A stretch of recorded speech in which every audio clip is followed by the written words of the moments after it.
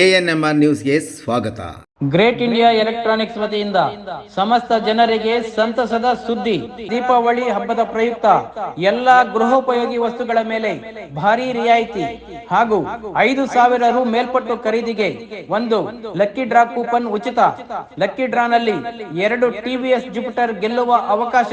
ನಿಮ್ಮ ಮನೆಗೆ ಬೇಕಾಗುವ LED TV, refrigerator, washing machine, AC, laptop, mobile phone, mixer grinder, cooker, fan, water heater, air cooler ಮುಂತಾದ ಯಾವುದೇ ವಸ್ತುಗಳನ್ನು ಅತಿ ಕಡಿಮೆ ಬೆಲೆ ಹಾಗೂ ಉಚಿತ ಉಡುಗೊರೆಗಳೊಂದಿಗೆ ಪಡೆಯಿರಿ. ಹಾಗೂ ನಮ್ಮಲ್ಲಿ ಬಜಾಜ್ ಫೈನಾನ್ಸ್, ಟಿವಿಎಸ್ ಫೈನಾನ್ಸ್ ಮತ್ತು ಕ್ರೆಡಿಟ್ ಮತ್ತು ಡೆಬಿಟ್ ಕಾರ್ಡ್ಗಳಲ್ಲಿ ಸುಲಭ ಮಾಸಿಕ ಕಂತುಗಳಲ್ಲಿ ವಸ್ತುಗಳನ್ನು ಪಡೆಯುವ ಅವಕಾಶವಿದೆ.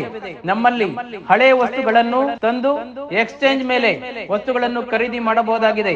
ಹಿಂದೆ ಭೇಟಿ ಕೊಡಿ. Great India electronics, Gajanana circle, MG ರಸ್ತೆ, ಚಿಂತಾಮಣಿ. ಕಲ್ಯಾಣ ಮಂಟಪದ ಆವರಣದಲ್ಲಿ ಅಪರಿಚಿತ ಡಿಯೋ ದ್ವಿಚಕ್ರ ವಾಹನ. ಚಿಂತಾಮಣಿ ನಗರದ ಎನ್ಆರ್ ಬಡಾವಣೆಯ ಒಕ್ಕಲಿಗರ ಟ್ರಸ್ಟ್ಗೆ ಸೇರಿದ ಎಂಸಿ ಆಂಜನೇಯರೆಡ್ಡಿ ಕಲ್ಯಾಣ ಮಂಟಪದ ಆವರಣದಲ್ಲಿ ಅಪರಿಚಿತ ಡಿಯೋ ದ್ವಿಚಕ್ರ ವಾಹನವೊಂದು ಕಳೆದ 1 ತಿಂಗಳ ಹಿಂದೆ ನಿಲ್ಲಿಸಿ ಹೋದವರು ಇದುವರೆಗೂ ಅತ್ತ ಮುಖ ಮಾಡದ ಪರಿಣಾಮ ವಾಹನ ಮಳೆ, ಗಾಳಿ, ಬಿಸಿಲಿಗೆ ಒಣಗುತ್ತಿದ್ದು ಇದುವರೆಗೂ ವಾಹನ ಮಾಲೀಕರು ಯಾರೂ ಅತ್ತ ಮುಖ ಮಾಡಿಲ್ಲ.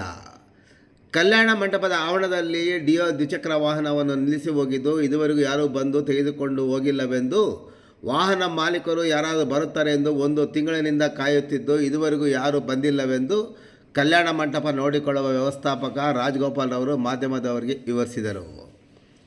ಕಾರ್ಯನಿಮಿತ್ತ ಕಲ್ಯಾಣ ಮಂಟಪಕ್ಕೆ ಹೋಗಿದ್ದ ಮಾಧ್ಯಮದವರಿಗೆ ವಿಷಯ ತಿಳಿಸಿದ ಅವರು, ಸದರಿ ಡಿಯೋ ವಾಹನ ಇಲ್ಲಿರುವ ಬಗ್ಗೆ ಫೋಟೋ ಹಾಕಿ ಪ್ರಚಾರ ಮಾಡಿ, ವಾರಸುದಾರರು ಯಾರಾದರೂ ಇದ್ದರೆ ಬಂದು ತಗೊಂಡು ಹೋಗಲಿ, ಬಾರದೇ ಇದ್ದ ಪಕ್ಷದಲ್ಲಿ ನಗರ ಠಾಣೆ ಪೊಲೀಸರಿಗೆ ಒಪ್ಪಿಸುವುದಾಗಿ ಹೇಳಿದರು. ಸದರಿ ವಾಹನದ ನೋಂದಣಿ ಸಂಖ್ಯೆ ಮೂಲಕ ವಿಳಾಸವನ್ನು ಪತ್ತೆ ಹಚ್ಚಿದಾಗ ಸದರಿ ವಾಹನ ಚಿಂತಾಮಣಿ ನಗರದ ಕನಪಲ್ಲಿಯಲ್ಲಿರುವ ಎಆರ್ಟಿಒ ಕಚೇರಿಯಲ್ಲಿ ಮಾಧವಿ ಎನ್, ವಿಳಾಸ Manjunath KV, ward number 7, central jail ಹಿಂಭಾಗ, ಅಶ್ವಿನಿ ಬಡಾವಣೆ, ಚಿಂತಾಮಣಿ ಈ ವಿಳಾಸದಲ್ಲಿ 2020 ನವೆಂಬರ್ 17ರಂದು ವಾಹನ ನೋಂದಣಿಯಾಗಿದೆ.